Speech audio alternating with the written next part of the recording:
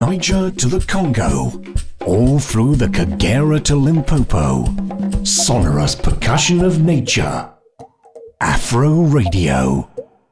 Ambassador to Ireland and accredited also to Iceland. And prior to that, I served Nigeria as Minister of Transport, Minister of Aviation, Chairman of the Joint Admissions and Matriculations Board, JAMP.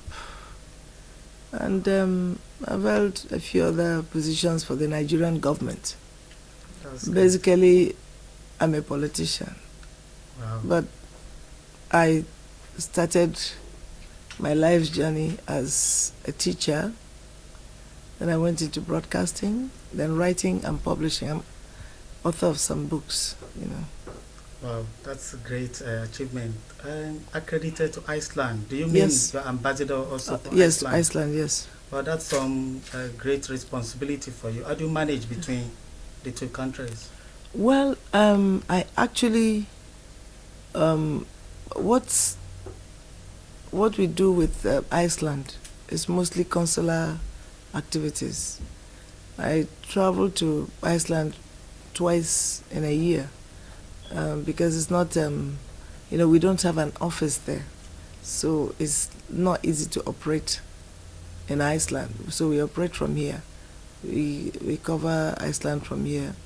But if there's any reason to go to Iceland, then of course I go to Iceland.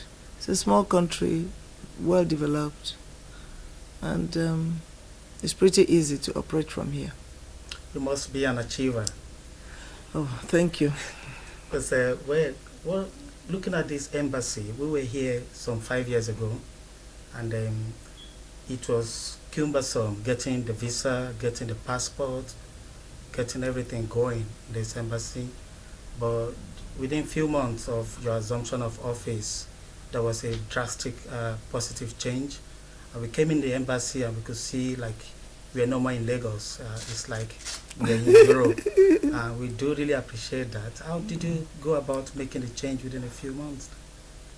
Well, actually, you're right. When I arrived here, I was amazed at the condition of this embassy and the environment. There was total chaos, Nigerians streaming around the place, so many people at the same time, smoking outside, making phone calls, no discipline, and I was sure I could not work in that environment. But then I studied what the situation was. It was like, first of all, embarking on internal discipline of my staff and the office. Secondly, reform of the consular section.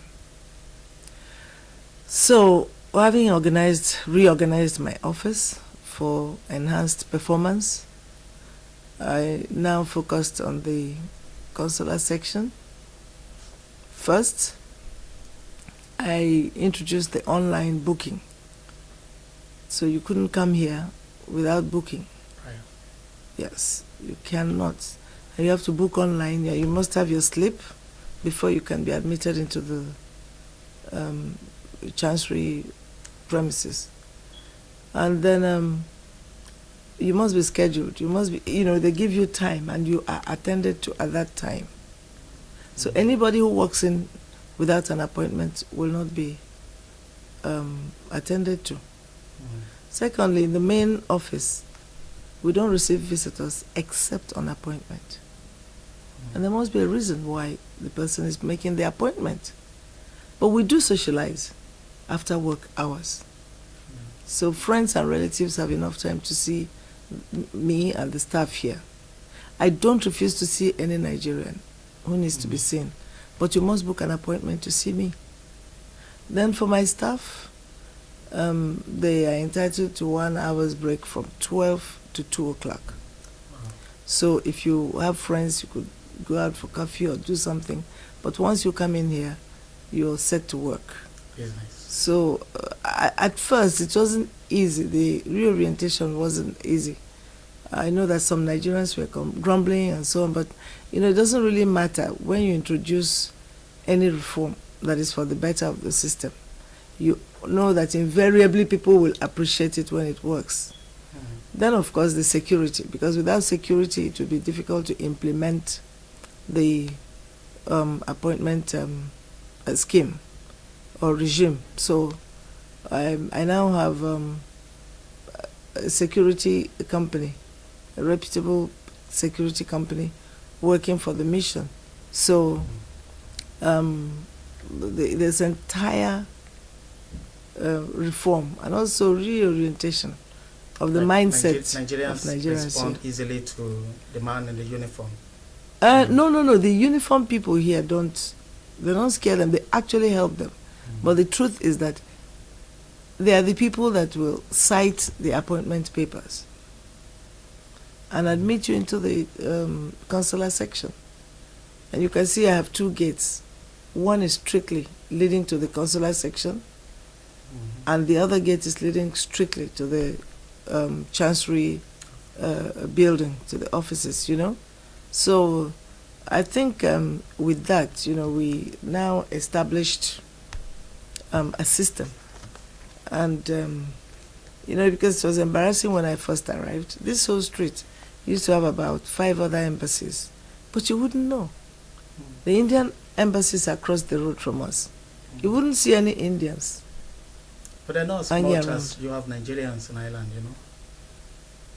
I mean, the population of Nigerians in Ireland. I know, and that's the reason why you should give them their dignity, should give them their... I mean, like, it didn't look good. Like, if people came here hanging around and then have their children in the car, shuttling between the consular section and the cars to make sure their children are safe and so on. Now, if there's a room provided for children. When I came, I thought it should be well furnished, and I did that. It has television, toys, and so when Nigerians come here for any official service, they keep the children in the room. You can see the room downstairs, and then even the consular section. I started providing tea, coffee, and sometimes, if we have the money, biscuits. Have quite a number of Nigerians applying for passports, though. It doesn't matter, but they are not. It doesn't matter how many people apply. But the truth is that they have scheduled time to come here. So you can never have 50 people coming at the same time, before. You have so many people hanging around. Maybe the officer is not available. So such stories, are no longer occurring. Thank you very much. So I think we have a good environment here. Indeed, we do really have a good environment. But there's a question on the minds of every Nigerian concerning the Nigerian electronic passport. I'm going to ask the ambassador now, what is the situation, ma'am, about the Nigerian electronic passport? Yeah.